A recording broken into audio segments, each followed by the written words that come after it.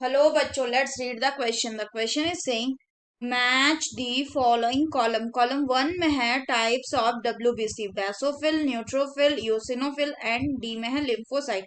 Column 2 में है function. पहला है phagocytic, दूसरा है secrete histamine, serotonin and heparin, तीसरा है allergic reaction and चौथा है immunity. कोड दिया हुआ है ऑप्शन ए में ए का 1, बी का 2, सी का 3 एंड डी का 4. बी में ए का 2, बी का 1, सी का 3 एंड डी का 4.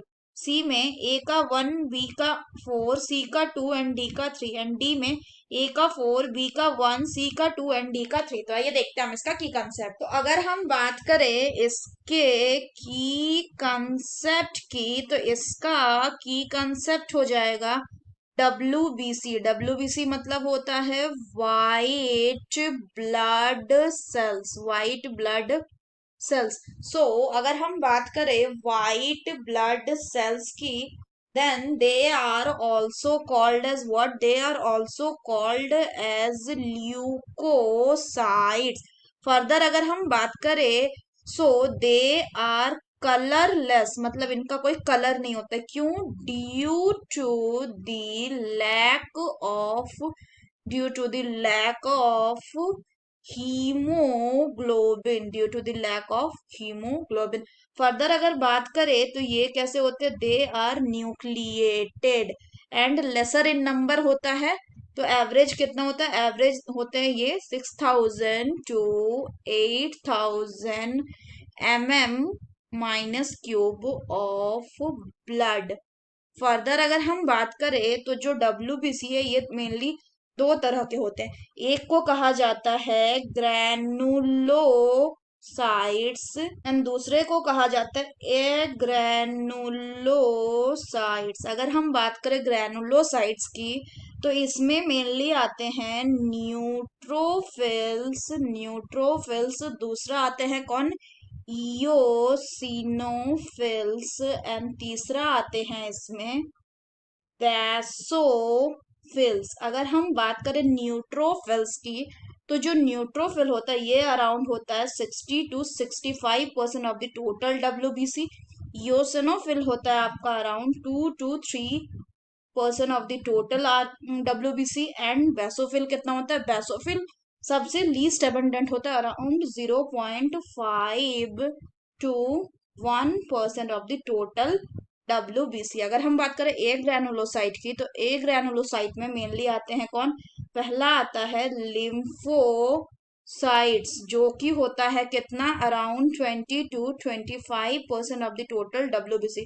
एंड दूसरा आता है क्या? दूसरा आता है आपका मोनोसाइट्स जो कि होता है around 6 to 8% of the total WBC. अगर हम फर्दर बात करें तो इसमें जो न्यूट्रोफिल्स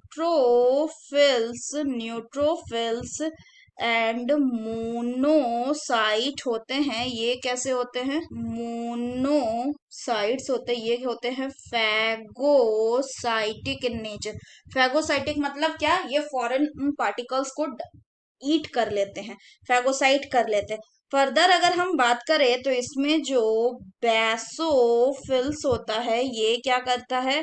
ये सिक्रीट करता है हिस्टामीन को. इसके अलावा और किसको सिक्रीट करता है? अगर बात करें तो सेरोटोनिन को. Serotonin and also it secrete heparin etcetera. और ये किसमें इन्वॉल्व होता है? और इन्वॉल्व होता है इसीलिए ये इन्फ्लामेटरी रिएक्शन में. अगर हम बात करें योसिनोफिल की तो जो योसिनोफिल्स हैं ये किससे एसोसिएटेड होते हैं? They are associated with allergic reactions. ये एलर्जिक रिएक्शन से एसोसिएटेड होते हैं. नेक्स्ट आते हैं आपके लिम्फोसाइट्स जो दो तरह के होते हैं मेनली. एक होता है बी लिम्फोसाइट्स एंड दूसरा होता है आपका टी लिम्फोसाइट्स. और ये दोनों किससे जुड़े हुए रहते हैं? ये दोनों जुड़े हुए रहते हैं immune response. Immune response. So अगर हम क्वेश्चन की बात करें, क्वेश्चन में क्या बोला गया है? क्वेश्चन में इनके फंक्शंस बोले गए। तो बेसोफिल क्या करता है, ये सिक्रीट करता है हिस्टामिन, सेरोटोनिन एंड हेपेरिन को, यानी ए का हो जाएगा 2। न्यूट्रोफिल क्या करता है, ये फैगोसाइट है, यानी बी का हो जाएगा 1। इयोसिनोफिल क्या करता है, it is concern with the allergic reaction, यानी सी का हो जाएगा 3। एंड डी में लिम्फोसाइट यानी डी का हो जाएगा 4। सो करेक्ट ऑप्शन क्या होगा, ए का 2, बी का 1, सी का 3 एंड डी का 4। So the correct option will be option B. So that's all for the question, बच्चों. Hope you understood it well. Best of luck.